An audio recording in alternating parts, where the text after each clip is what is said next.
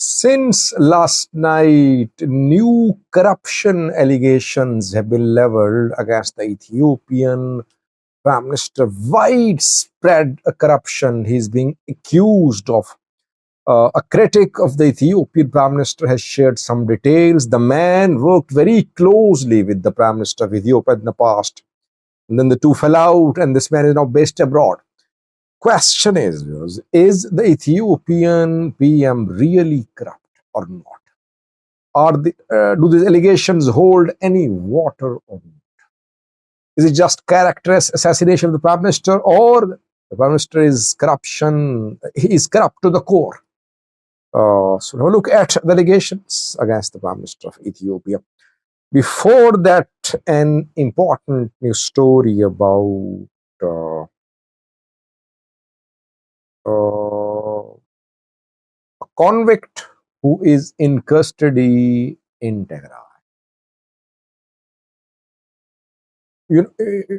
I did several videos when Zaidu Haftu was murdered 2 years ago. A girl in Tigray was murdered. A trial began. It took 2 years for the trial to conclude. 2 men were sentenced to life imprisonment. Yared Gebreselassie and Engesom Haile Selassie were sentenced to life imprisonment. It was not easy to punish them because Yared Gebreselassie is the son of a TDF commander. Army 22 commander is the father of Yared Gebreselassie. And once the family of Yared Gebreselassie stormed the courtroom in Mekelle, judges went on strike. But civil society, diaspora, news outlets kept the pressure on Tigray judiciary. Ultimately, Yared Gebreselassie was sentenced to life imprisonment. Engesom Haile Selassie was also sentenced to life imprisonment. But for the last 3 days, rumors have been going around that despite having received life imprisonment, Yared had made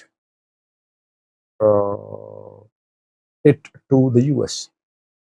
That he had been released, and through the UAE, he had entered the US. These rumors were spread at a time when Tigray women are celebrating Ashinda, a festival celebrated by girls and women of Tigray. Deliberately, such reports were shared, videos were made, and people propagated those videos. No one questioned the YouTubers, the Facebook activists. Mekelle police has now clarified that Yared Gebreselassie is still in custody. He is in prison. His punishment has not been overturned. He can only be released if his punishment is overturned through an appeal, at a higher court or by the competent authority. So no confirmation that his punishment has been overturned.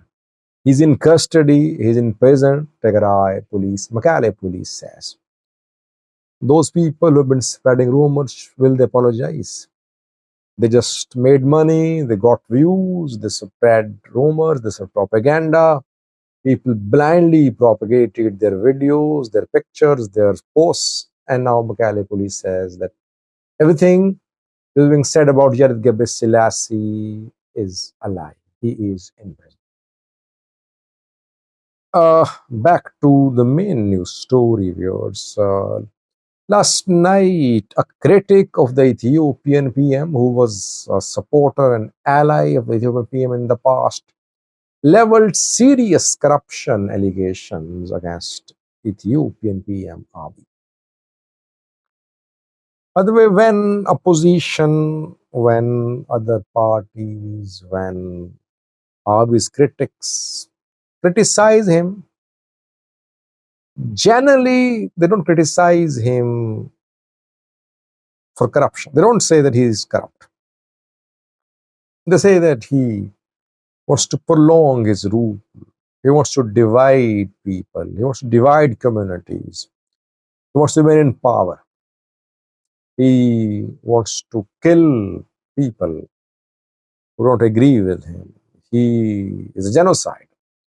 But we did not see any large-scale corruption allegations against the Ethiopian. Either corruption is tolerated in the country, or no tangible, verifiable information could be found to accuse him of large-scale corruption. Dr. Milkas is a critic of the Ethiopian Prime Minister, Milkas Medega. He's based in the US, I think, these days, but he worked as a minister with the Ethiopian PM after 2018 when the Prime Minister came to power. He worked as head of Oromo Region's Land Use Bureau. So he worked very closely with the Prime Minister, and he was a key supporter of the Prime Minister. The two fell out, and now the man is based abroad, Dr. Milkasa. Milkasa is now part of the Oromo opposition diaspora group led by Jawar Beklegarba, which has been running a campaign to overthrow this government. Milkasa claimed in an interview last night that Ethiopian Prime Minister Abiy is involved in large-scale corruption. He said that Prime Minister is committing corrupt practices through his relatives, through his friends. And one company is actually the front company of the Ethiopian PM. This company is minting money, making money, and this company is backed by the Ethiopian PM. He has his relatives, his friends who are part of this company. Ovid Group is the name of the company, which is basically a construction company based in Addis Ababa. Milkasa claimed that in the last 4 years, Ovid Group, the company, surpassed Midrock. Midrock is owned by Mohammed Hussein Al Amoudi, the Ethiopia-born Saudi billionaire, one of the richest Ethiopians based abroad. So Milkasa claimed that Ovid Group has surpassed Midrock. Ovid Group is not just investing in construction sector; it is involved everywhere. It's involved in real estate, property business. It's involved in gold mining. All federal contracts are being awarded to the Ovid Group.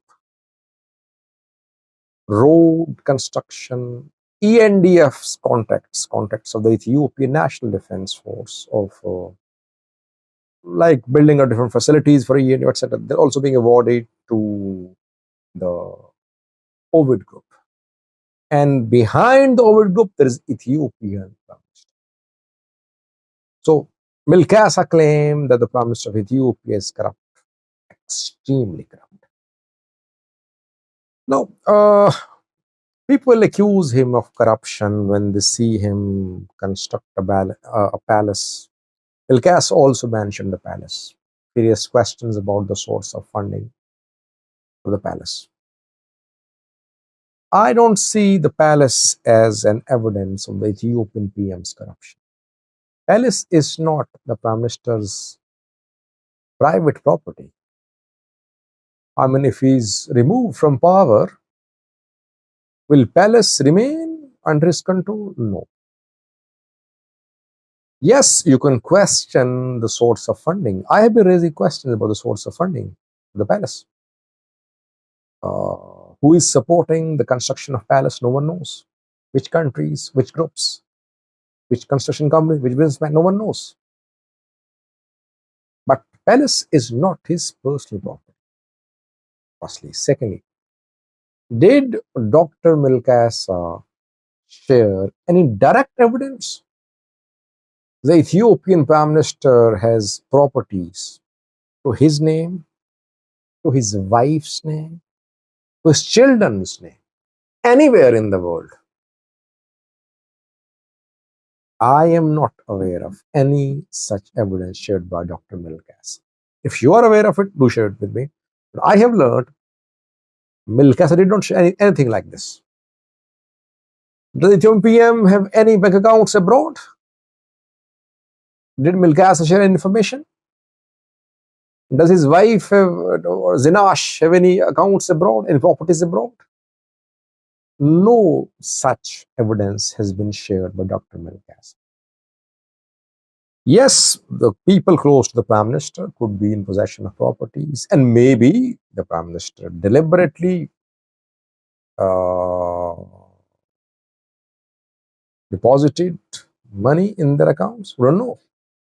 But when you accuse a Prime Minister of large scale corruption, there should be convincing evidence to substantiate your claim. I'm not saying the Prime Minister of Ethiopia is honest. I'm not saying that. But those who level such allegations, they should also provide the evidence. They are the Prime Minister's political rivals. They want to discredit the Ethiopian PM. Ethiopian's performance has been miserable, I would say. He created divisions. Still is dividing the country. He wants to hold election while there is uncertainty. He wants another term. That's what I've been saying. He wants to divide opposition. All that is true. But when you accuse him of large-scale corruption, you must have convincing evidence. Thank you for watching.